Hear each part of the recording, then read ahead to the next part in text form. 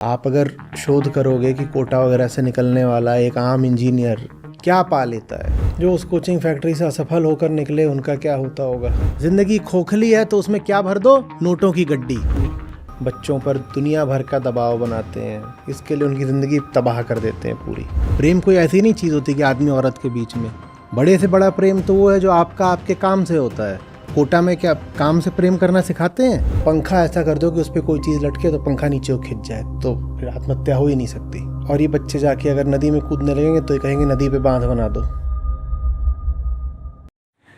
सवाल ये है, मेरी फ्रेंड है पूजा शर्मा, वो लिख रही है, मैं कोटा राजस्थान से हूँ। मैंने बनारस हिंदू विश्वविद्यालय से अपनी पढ़ाई पूरी की है। आचार्य जी, मैं जिस शहर से आती हूँ वो नीट और जेईई की कोचिंग के लिए मशहूर है, लेकिन पिछले कुछ सालों से आत्महत्या बढ़ती जा रही है। 16-17 साल के बच्चे खुद की जान ले रहे हैं। मैं जिस जगह रहती हूँ आसपास कई नामी संस्थान हैं। जब कभी बच्चे गुजरते दिखाई देते हैं तो अपने घर वालों को यही कह रहे होते हैं कि हमसे नहीं हो पा रहा है, हमें वापस घर बुला लीजिए। ऐसे में आचार्य जी, आप बच्चों को, अभिभावकों को और कोचिंग में पढ़ाने वाले शिक्षक को क्या संदेश जब देना नहीं चाहेंगे? पता होता ना हम आचार्य जी, इसमें एक फॉलो प्रश्न है, इसमें लिख रही हैं, और साथ ही में ये भी देखा गया है कि कोचिंग से निकलने के बाद बच्चों में लगातार निराशा सी बनी रहती है। जिनका सिलेक्शन हो भी गया है वो इसीलिए दुखी होते हैं कि उन्हें मनपसंद कॉलेज नहीं मिला, और जिन बच्चों का सिलेक्शन नहीं हो पाता वो अपने आप को कम आंकते हैं, भले ही वो कहीं और भी चले जाएं। देखो क्या होता है, आपकी उम्र आप अगर देखोगे विदेशों में तो वहाँ पर अब 85-90 की तरफ जा रही है औसत आयु। इंसान इतना जीता है, लेकिन जो बच्चा पैदा करने की वृत्ति और क्षमता होती है वो हम में 12-13 साल की उम्र में ही आ जाती है। वो जो काल है वो जीवन के आरंभिक दिनों में ही है। लोग 25 के होते हैं, 28 के होते हैं, वो संतान उत्पन्न कर लेते हैं। अब आपको कुछ पता तो है नहीं ना, 25-28 भी मैंने ज़्यादा बोल दिया। थोड़ा जो गांव देहात के क्षेत्र होते हैं वहाँ तो 18-20 में भी हो जाता है। आपको कुछ पता तो है नहीं, कुछ भी नहीं जानते आप ज़िंदगी के बारे में। आप ध्यान में हैं, चित्र अटक गया है।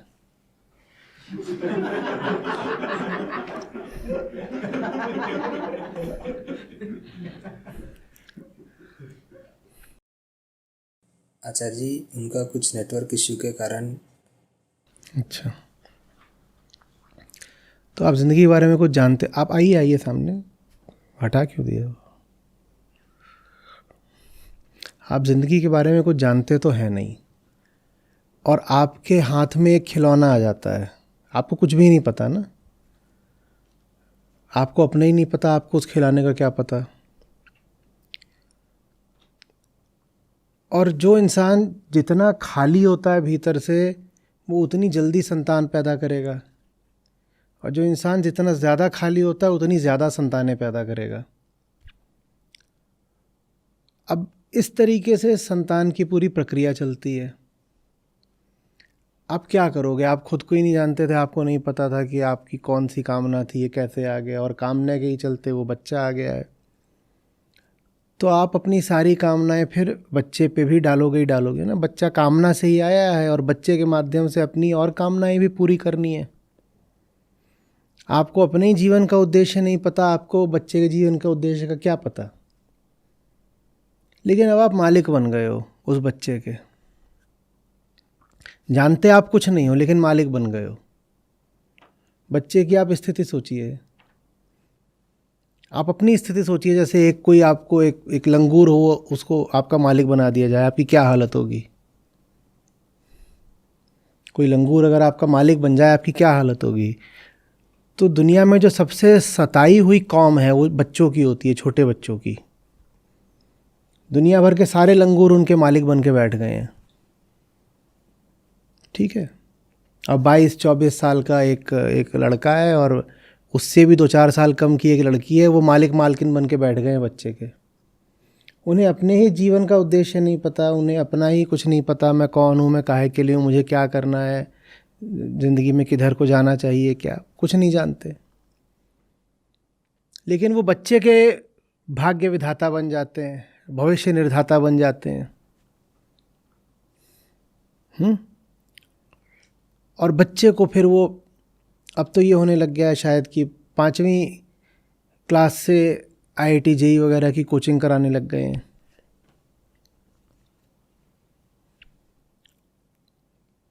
क्यों? क्योंकि नहीं पता ज़िंदगी किस लिए है। तो अपने चारों ओर देखते कहते अच्छा ठीक है, पैसा आ जाए तो ऐसा लगता है कि ज़िंदगी में कुछ बढ़िया हो गया। पैसा कैसे आएगा?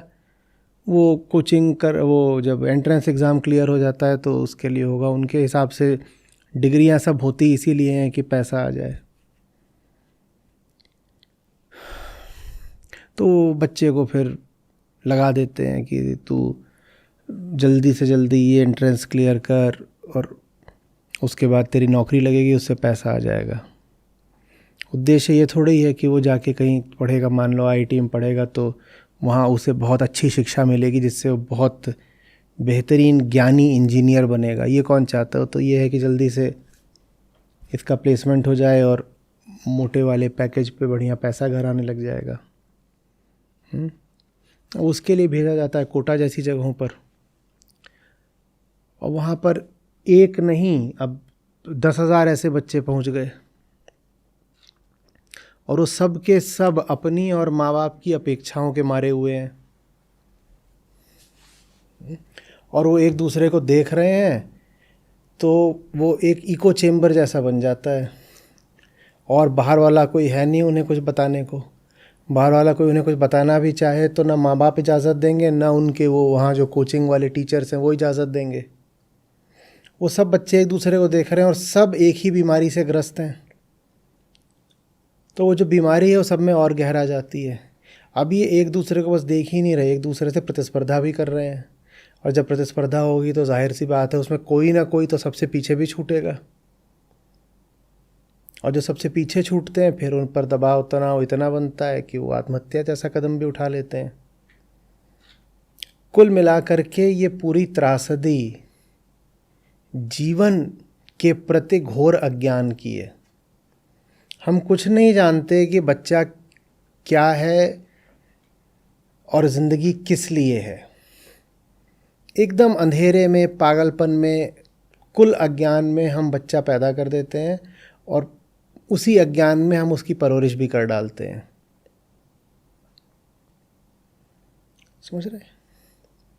फिर उस पूरी प्रक्रिया में बीच में कुछ विस्फोट होते हैं, हिला देने वाली घटनाएं होती हैं। हमें पता चलता है कि कोई बच्चा जा कर के वहाँ पर आत्महत्या कराया, और ऐसे ही 1-2 नहीं कई घटनाएं हो रही हैं अब, बहुत दुखद। कहीं मैं पढ़ रहा था कि ऐसी घटनाओं से बचने के लिए एक बहुत ही शातिर तरीका खोजा गया है, एकदम अद्भुत। वो तरीका ये खोजा गया था कि बच्चे पंखे से लटक रहे थे तो उन्होंने कहा हम पंखों में स्प्रिंग लगा देंगे कि कोई लटकेगा तो पंखा ही नीचे आ जाएगा। ये तो हम समस्या का समाधान करते हैं। ये हमारी समझ है जीवन के प्रति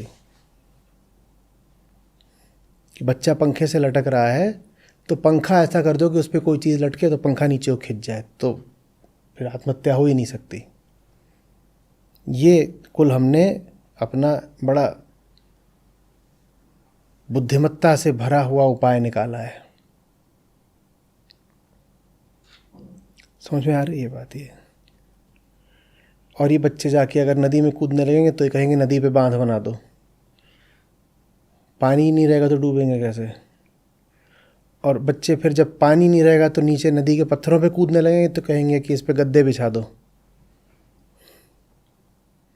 लेकिन जो मूल कारण है उसको ना हम जानना चाहते हैं ना दूर करना चाहते हैं, क्योंकि मूल कारण है अगर उसको हमने संबोधित किया तो हमें अपनी पूरी ज़िंदगी को ही बदलना पड़ेगा। ये हमारी पूरी अर्थव्यवस्था, ये प्रकृति पर्यावरण से हमारा संबंध, ये परिवार की हमारी व्यवस्था, ये जो हम बाहर जाके रोज़गार अपना दफ्तर जाते हैं, ये जितनी भी चीज़ें हैं हमारी, हमारे धार्मिक आदर्श और हमारी मान्यताएं, हमें सब बदलने पड़ेंगे अगर आत्मज्ञान हो गया तो। अगर हम थोड़ा भी अपने आप को बेहतर जानने लग गए तो न हम वहाँ नौकरी कर पाएंगे जहाँ हम करते हैं, न परिवार में हमारे जैसे रिश्ते हैं वो रिश्ते चल पाएंगे, न जिस तरह हम प्रकृति पर भयानक अत्याचार कर रहे हैं वो अत्याचार आगे बढ़ पाएगा, न जैसे हमारा खान पान चल रहा है वो खान पान वैसे चलेगा, न हम जो पहनते हैं वो पहनेंगे, न हम जो कहते हैं वो कहेंगे। सब बदल जाएगा, पूरी राजनीति बदल जाएगी, देश बदल जाएगा, अर्थव्यवस्था बदलेगी, सब बदलने लग जाएगा। जब वो सब बदलेगा तो हमारे स्वार्थों पे चोट पड़ेगी। ऐसा नहीं है कि जैसा चल रहा है उसमें कोई हमको बहुत लाभ है, लाभ नहीं है, पर जैसा चल रहा है उसकी आदत पड़ गई है, उस आदत से हमारा स्वार्थ जुड़ गया है। हमको लगता है जैसा भी चल रहा है उससे हमें कुछ तो मिल रहा है ना, तो जब उसके टूटने की बात आती है तो हम एकदम सिहर जाते हैं। हमें लगता है ये सब नहीं रहेगा तो हाय हमारा क्या होगा। और वही जो हमारी सिहरन है, वही जो हमारा डर है, और वही हमारी ज़िद है कि हमें नासमझ का नासमझ ही बने रहना है, उसका खामियाजा फिर हमारे बच्चे उठा रहे हैं। आत्महत्याएं देख रहे हैं, और आत्महत्याएं तो चलो मीडिया में आ जाती हैं तो सनसनी हो जाती है। जहाँ आत्महत्या नहीं भी हो रही है वहाँ कितना अवसाद है, कितने तनाव से गुजर रहे हैं वो। और ये तो तनाव बस उनका देखा है जो अभी कोचिंग फैक्ट्री में मौजूद हैं। जो उस कोचिंग फैक्ट्री से असफल होकर निकले उनका क्या होता होगा, विचार करिए। जो वहाँ से निकले और अपने पसंद के कॉलेज की जगह कहीं और चले गए, वो जीवन भर अपने मन पर कैसी चोट लेकर जीते होंगे, उनका विचार करिए। और ये सब कुछ क्यों हो रहा है? क्योंकि हम नहीं जानते कि ज़िंदगी का उद्देश्य क्या है। जब आप नहीं जानते ना ज़िंदगी का क्या उद्देश्य है, तो ज़िंदगी का कुल एक उद्देश्य बचता है, पैसा। पैसा तो बहुत सस्ता विकल्प है ज़िंदगी के असली मतलब से बचने के लिए। ज़िंदगी से बचना है तो ज़िंदगी समर्पित कर दो पैसा कमाने को। ज़िंदगी से बिल्कुल बचे हुए अनछुए निकल जाओगे, कोई चोट नहीं लगेगी।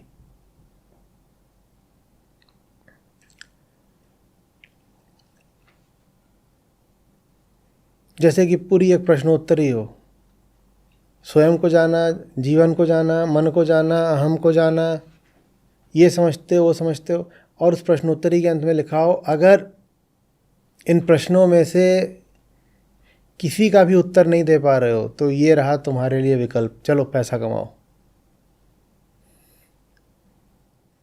कुछ नहीं कर सकते तो पैसा कमाओ। और ये कितनी विचित्र बात है कि वो विकल्प जो उनके लिए है जो कुछ भी और नहीं कर सकते, हमने उस विकल्प को सबसे सम्मानित बना दिया है।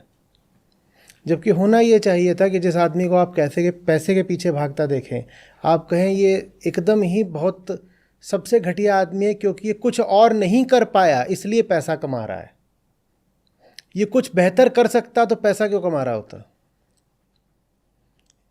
ये कुछ भी अगर बेहतर कर सकता होता, सृजनात्मक कर रहा होता, तो ये पैसे के पीछे क्यों भाग रहा होता? तो ये इंसानों में बेचारा सबसे दुखी इंसान है। ये ज़िंदगी में कुछ सार्थक नहीं कर पाया तो अंत में हार के इसने पैसा कमाना शुरू कर दिया। हमारी दृष्टि होनी ये चाहिए, लेकिन हमारी दृष्टि उल्टी हो गई है। जो पैसा कमाता है हम उसको बड़ा सम्मान दे देते हैं, हम कहते हैं देखो पैसा कमाया। और अगर कोई जीवन में कुछ सार्थक कर भी रहा है पर पैसा नहीं कमा रहा तो हमारी नज़र में हेय हो जाता है। समझ में आ रही बात? आप थोड़ा सा भी अगर ज़िंदगी के तरफ आंखें खोलेंगे तो आपको समझ में आएगा कि ज़िंदगी में न जाने कितनी संभावनाएं हैं और कितनी चीज़ें जानने को, समझने को आप पैदा हुए हो। वो सब कुछ छोड़ करके आप कहते हो कि नहीं मुझे तो बता दो पैकेज कितना है, CTC। तो ये आपने बहुत ही घाटे का सौदा कर लिया। इतना ही नहीं, अभी जैसे बोल रहा हूँ मैं, तो बहुतों को तुरंत ये कुतर को छल रहा होगा, तो क्या पैसे ना कमाए? आपने एक बाइनरी बना रखी है। आप कहते हो एक काम होता है जो अच्छा होता है और एक काम होता है जिसमें पैसा मिलता है, और उस बाइनरी में मामला एक्सक्लूसिव है बिल्कुल, कि जो अच्छा काम होगा उसमें पैसा नहीं मिलेगा, और अगर कहीं पैसा मिल रहा है तो वो घटिया काम करके ही मिलेगा। ये हमने बना रखा है मन में एक मॉडल। ये बहुत बेकार मॉडल है और बहुत कुटिलता से भरा हुआ मॉडल है। आपको क्यों लग रहा है कि अगर आप अच्छा काम करोगे जीवन में तो उसमें से आपको जीवन की साधारण आवश्यकताएं पूरे करने लायक भी पैसा नहीं मिलेगा? आपको ऐसा क्यों लगता है? और यही बात हम अपने बच्चों पर डाल देते हैं। हम कहते हैं अगर तुमने फलाना एंट्रेंस नहीं क्लियर किया, अगर तुम इंजीनियर, डॉक्टर या एक आध दो चीज़ें और होती हैं, ये सब नहीं बने तो तुम भूखों मर जाओगे। क्यों भूखों मर जाएगा भाई? आपको ऐसा क्यों लगता है कि ढंग का काम करके मस्त रोजी रोटी नहीं चल सकती? ये धारणा आपने क्यों बना ली है? इसलिए बना ली है ताकि आप ढंग का काम करने से बच सको।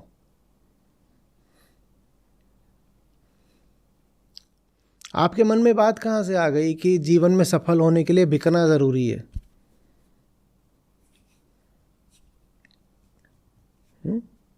मैं कहीं भी जा कर के बोलता हूँ, मैं बहुत बार इस पर बोला है अपने किताबों में, वीडियो में, कि ऊंचे से ऊंचा काम चुनो, उसमें डूब जाओ। ये बात मैं बहुत बहुत बार बोलता हूँ। तो उसके जवाब में लोगों की टिप्पणी आती है, ऊंचे से ऊंचा काम तो कर लेंगे, पैसा आप देंगे क्या? काम तो कर लेंगे ऊंचे से ऊंचा, पैसा आप देंगे क्या? इस टिप्पणी के पीछे उनका एजम्पशन, मान्यता क्या है? कि ऊंचे काम में पैसा। वाह बेटा वाह!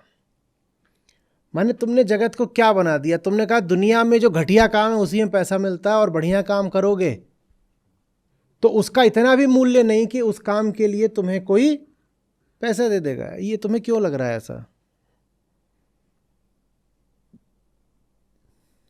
कहीं ना कहीं इसके पीछे हमारी धार्मिक धारणाएं भी उत्तरदायी हैं। हमने मान लिया है कि स्वर्ग जैसी कोई चीज़ तो मरने के बाद ही मिलती है। मैं बताता हूँ स्वर्ग क्या होता है। स्वर्ग होता है ज़िंदगी में सबसे बेहतरीन काम उठाना और उसी बेहतरीन काम से अपनी रोज़ी रोटी भी चलाना। ये होता है स्वर्ग। लेकिन हमें तो धर्म ने बता दिया है कि स्वर्ग जीते जी तो हो ही नहीं सकता। वेदांत इसीलिए अलग है ना। वेदांत कहता है जीते जी हो सकता है, और जीवन मुक्ति की अगर कोई व्यवहारिक परिभाषा होगी तो यही है। जीवन मुक्ति का अर्थ है मैं बहुत ऊंचा, बहुत सुंदर काम कर रहा हूं और उस काम के मुझे पैसे भी मिल रहे हैं। हाँ, हो सकता है करोड़ों ना मिल रहे हो, नहीं चाहिए करोड़ों, करोड़ चाहिए भी क्यों? करोड़ों आ जाए तो एक आफत और हो जाती है, सोचना पड़ता है करना क्या है इसका। पर इतना मज़े में मिल रहा है कि मेरा काम चलता है, मेरी सेहत अच्छी है, मैं खाता हूँ, मैं खेलता हूँ, मैं जीता हूँ, मैं पढ़ता हूँ, मैं मस्त हूँ। यही स्वर्ग है, यही जीवन मुक्ति है, इसके अलावा कुछ नहीं। जीवन की बहुत सारी अपनी विपन्नताएं और अपनी विफलताएं हम छुपाना चाहते हैं पैसे के पीछे।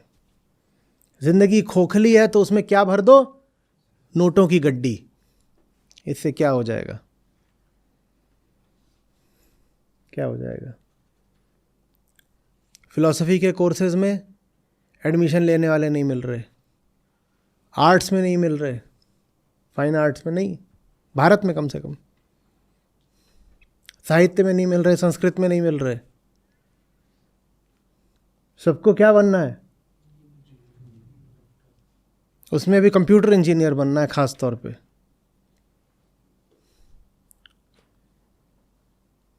और वो भी क्यों? बहुत प्रेम आ गया है कंप्यूटर पे? कुछ नहीं। ले दे के बात इतनी है कि 3-4 कंपनियां हैं, वो बहुत सारी हायरिंग कर लेती हैं। अब वो भी एक बुलबुला जैसा था, वो फूट चुका है। न जाने कितने तो इंजीनियरिंग कॉलेज भारत भर में बंद हो गए।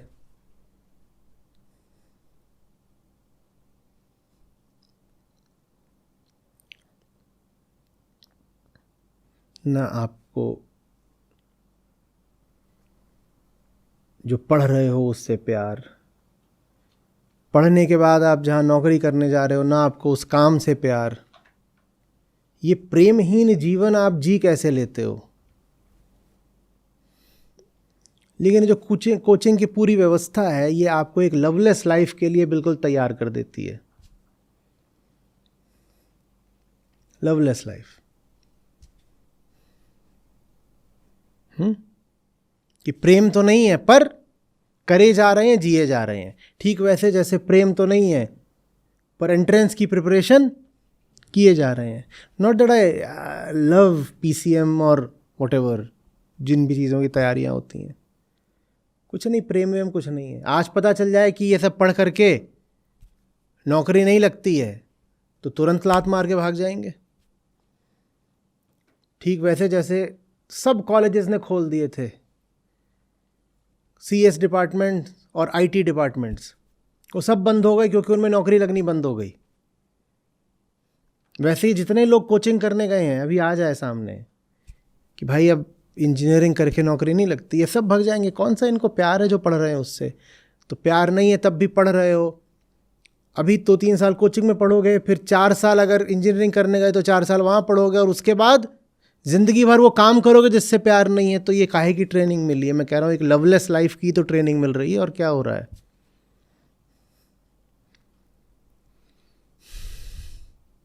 कुछ हैं बेचारे जो वहाँ आत्महत्या से चले गए। जो आत्महत्या से नहीं भी गए हैं उनका जीवन ऐसे ही रहेगा जैसे मरे हुए ही हैं, शुष्क, खाली, रूखा, प्राणहीन।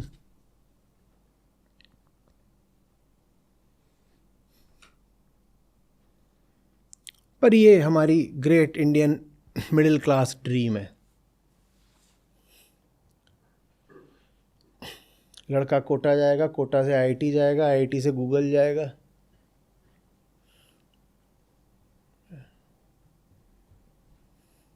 फिर अमेरिका में बस जाएगा।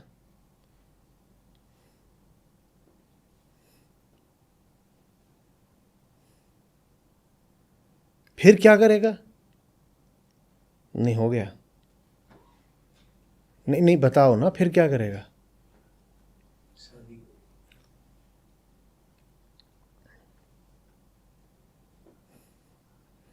यहाँ हमारे ज्ञानियों ने हमसे कहा अमरपुर ले चलो सचना, ये कह रहे अमेरिका ले चलो सचना। अमेरिका ही अमरपुर है इनका।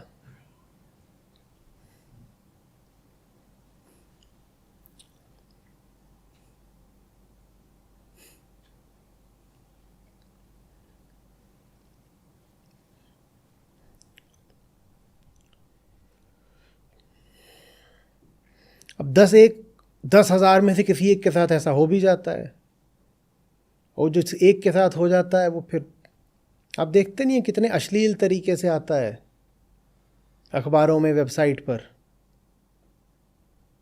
किसी का नाम आ जाए, कुछ भी उसका नाम है, Chintu Shah sets a new historical record by cracking a 3.5 crore rupees package. ये कौन सी भाषा है बदतमीज़? Chintu Shah sets a new, क्या था? जेवलिन थ्रो चल रहा है? क्या चल रहा है ये कि कौन कितनी दूर फेंक के मारेगा dollar? By cracking a package. ये क्रैकिंग अ पैकेज क्या होता है? दौड़ लगी थी कि जाकर के पैकेज उठा के लाना है बाजार से, पर इसी भाषा में छपता है ना, Chintu Shah sets a new national record by historical national record by cracking a package of overseas package of 3.5 CR with whatever. ऐसे कुछ नहीं तो 50 चिंटू शाहों को मैं जानता हूं, और अगर 50 को जानता हूं तो उसमें से 5 तो ऐसे हैं जो मेरे ही पास आते हैं अपनी मेंटल हेल्थ का समाधान मांगने।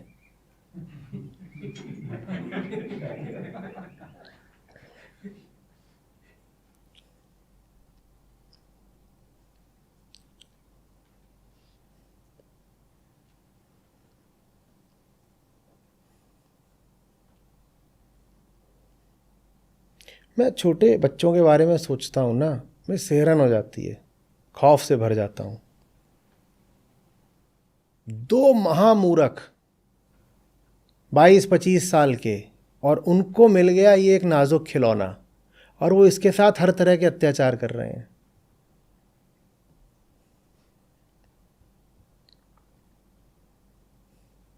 जिनको अभी मुंह धोने की तमीज़ नहीं, उनको मालिक बना दिया गया है कि तुम इस बच्चे के मालिक हो, और बच्चे को बोला जा रहा है कि तुम इन मालिकों की सारी आज्ञाओं का पालन करो।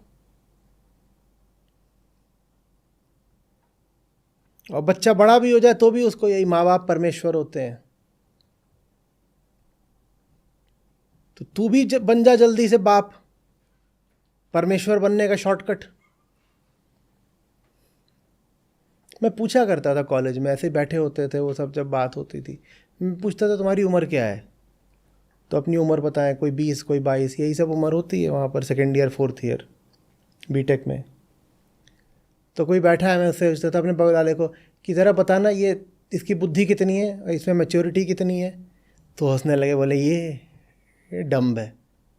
मैं कहा यही जो है, अभी अगर 1 साल बाद बाप बन जाए, और बन सकता है ना बाप? बोला हाँ बिल्कुल बन सकता है। ये 1 साल बाद बाप बन जाए तो परमेश्वर हो जाएगा ये। अगर ये आज डम्ब है तो 1 साल बाद परमेश्वर हो जाएगा। तो इसका भी कुतर्क आता है, कहते हैं नहीं हो जाता है। माँ बनते ही भीतर एक रसायन का फव्वारा निकलता है, और जो रसायन है वो तुरंत आपको देवी बना देता है, वो माँ बनते ही। आप अगर मूर्ख हो तो आप मूर्ख नहीं रहते माँ बनते ही। कैसे हो जाएगा ये? कैसे होता है ये? महान चमत्कार कैसे होता है? जो मूर्ख है वो बच्चा पैदा कर देगा तो मूर्ख बाप कहलाएगा। पहले सिर्फ मूर्ख थे, अब मूर्ख बाप हो, या पहले सिर्फ मूर्ख थी, अब वो मूर्ख माँ है। तो माँ बन सकती हो, वो तुम्हारे नाम में जुड़ गया, लेकिन जो मूर्ख था तुम्हारे साथ जुड़ा हुआ वो हट थोड़ी गया। मूर्ख तो पहले भी थे, मूर्ख अभी भी हो।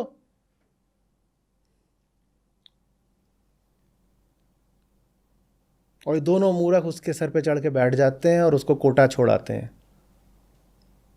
बोलते यहाँ तुम्हारे सपने साकार करेगा। क्या सपने साकार करेगा? रहना तुम्हें यही है, अपने देसी तरीके तुम्हें छोड़ने नहीं। तुम बात बात में बोलते हो कि अपनी महान संस्कृति से हटना नहीं है, तो क्या करोगे? डॉलर लेके तरोई खरीदने जाओगे?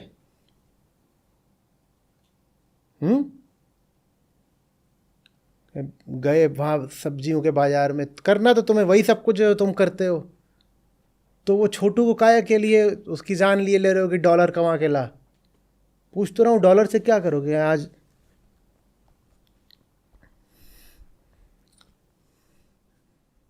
एक पसेरी भिंडी खरीदी है, उन्हें कितने की मिली? तो बता रहे हैं $2.5। इतना सुनने में ऐसा लग रहा है वाह।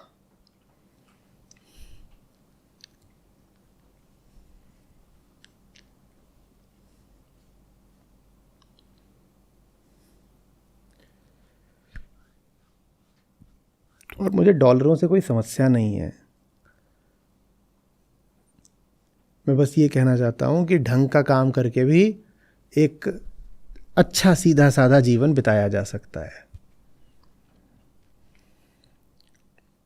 हो सकता है उसमें करोड़ों न कमाए जाएं, लेकिन करोड़ कमाना एक अच्छे जीवन के लिए ज़रूरी भी नहीं है।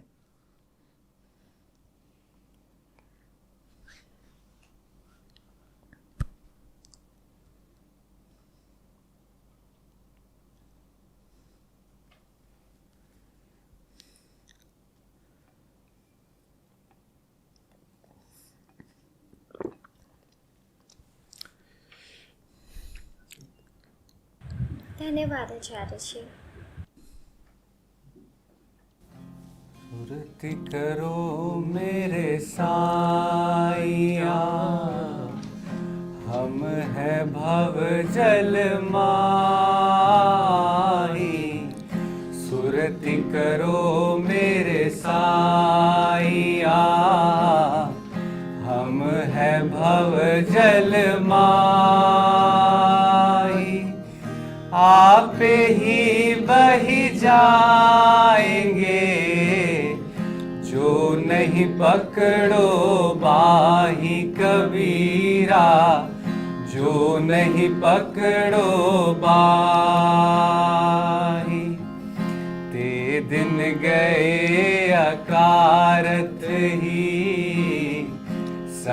संगत भई न संत, ते दिन गए अकारत ही, संगत भई न संत। प्रेम बिना पशु जीवना, भक्ति बिना भगवंत कबीरा, भक्ति बिना भगवंत।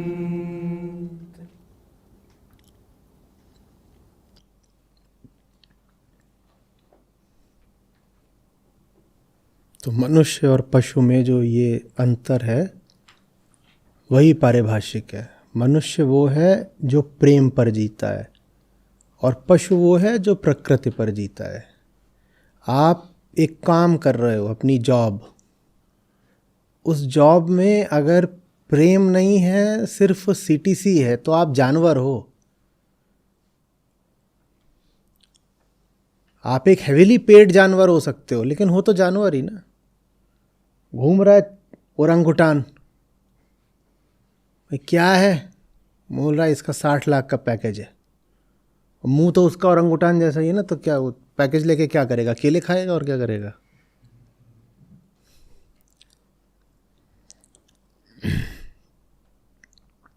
प्रेम कोई ऐसी नहीं चीज होती कि आदमी औरत के बीच में। बड़े से बड़ा प्रेम तो वो है जो आपका आपके काम से होता है, और काम से नहीं प्रेम है। कोटा में क्या काम से प्रेम करना सिखाते हैं? नहीं, वहाँ तो कहते हैं ये तरीका लगा लो, ऐसे ट्रिक लगा लो, जल्दी से रैंक ज़्यादा अच्छी आ जाएगी। और जब प्रेम नहीं होता तो फिर जीवन जीने लायक भी नहीं रह जाता ना।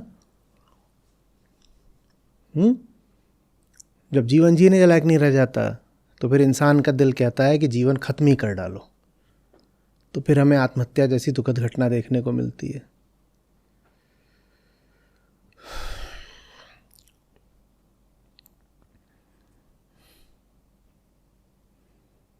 है तुम्हारे पास? गा देते, जागट प्रीत न प्रेम रस।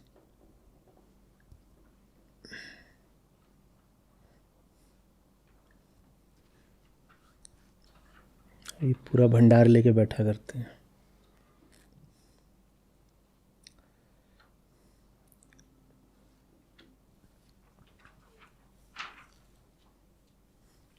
जाघट प्रीत न प्रेम रस, पुनि रसना नहीं राम, ते नर इस संसार में उपजी भये बेकाम। अगर आपके पास प्रीत नहीं है, प्रेम नहीं है, तो आप इस संसार में व्यर्थ ही पैदा हुए हो। और दिन में 10 घंटे 12-15 घंटे तो आप काम में होते, और काम से प्यार नहीं है तो काम ही फिर आत्महत्या जैसा है।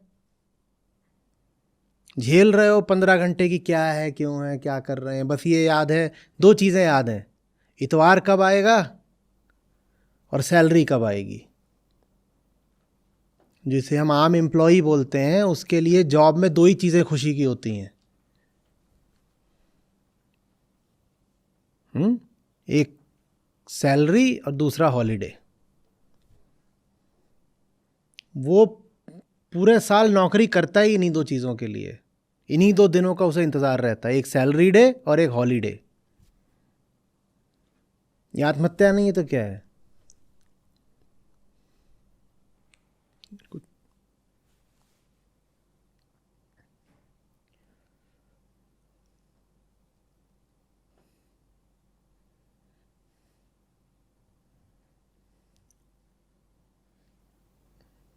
वहाँ गोवा में थे तो पूरा हफ्ता पूरी शांति बनी रहे, कुछ नहीं है। अब मेरी तो आदत अब 30 साल पहले छूट गई है दिन गिनने की, तो पता ही नहीं होता कि इतवार कौन सा है, सोमवार कौन सा है, सब दिन एक बराबर होते हैं।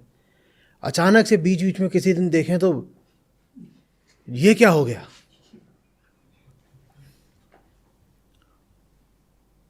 बस भर भर के आ रहे हैं, पैराशूट से नीचे गिर रहे हैं।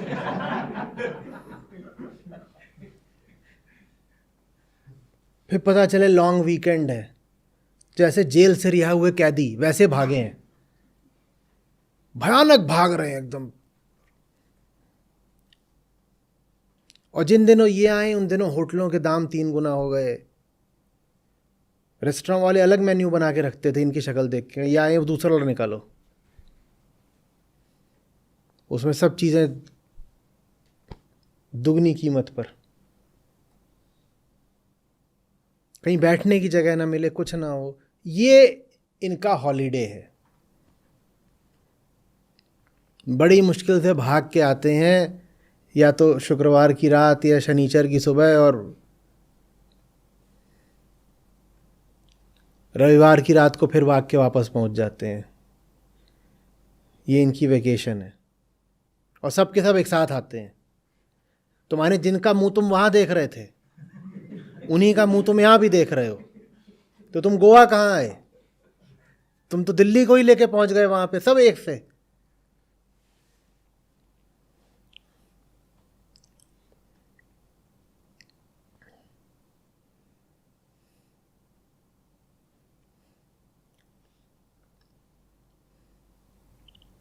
और इसको ही हम क्या बोलते हैं? हमारी आइडियल कॉरपोरेट लाइफ। इसके लिए हम बच्चों पर दुनिया भर का दबाव बनाते हैं,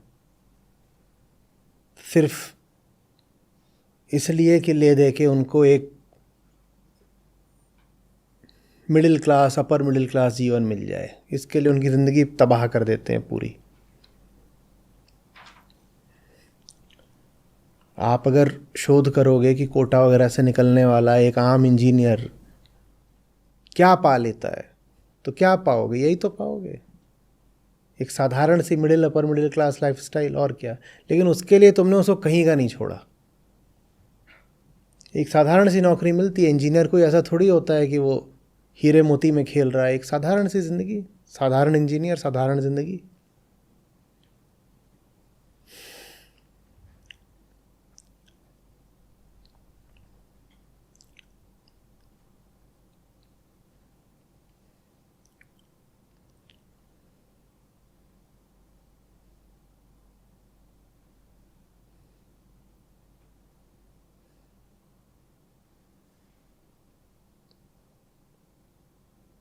टू BHK 3 BHK,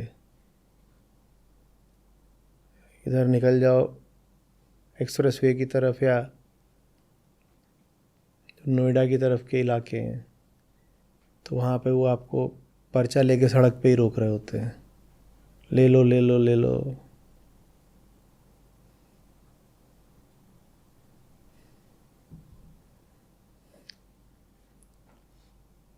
कौन से इसमें हीरे मोती जड़े हैं इस ज़िंदगी में कि इसके लिए हम बिके जा रहे हैं, मरे जा रहे हैं।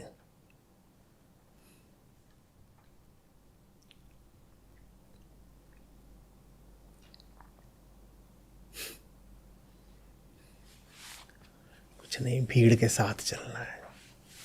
जहाँ सबका घर है वहीं हमें भी घर लेना है।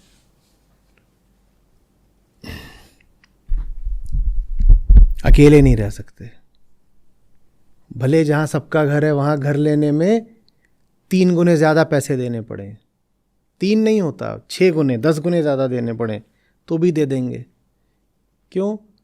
भीतर एक खोखलापन है ना, खुद को जानते नहीं, ज़िंदगी को जानते नहीं, तो बड़ी इनसिक्योरिटी लगती है। और जब वो इनसिक्योरिटी, वो डर, असुरक्षा लगती है, तो भीड़ का साथ चाहिए होता है। सब लोग जहाँ हैं हम भी वहीं रहें, हम भी वहीं रहें, भले उसके लिए पैसे बहुत देने पड़े। भले जो जॉब कर रहे हो वो सारे का सारा यही मकान की EMI में निकल जाए।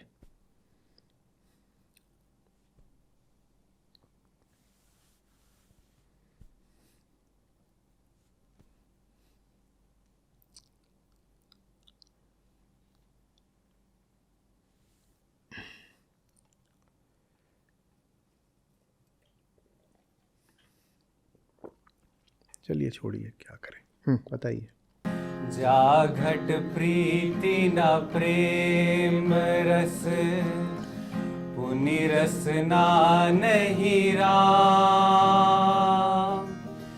ते नर इस संसार में, उपज भये बेकाम कबीरा। उपज भये बेकाम। जा घट प्रीति न प्रेम रस, पुनि रसना नहीं राम। जा घट प्रीति न प्रेम रस, पुनि रसना नहीं राम। ते नर इस संसार में, उपज भये बेकाम कबीरा। उपज भये बेकाम।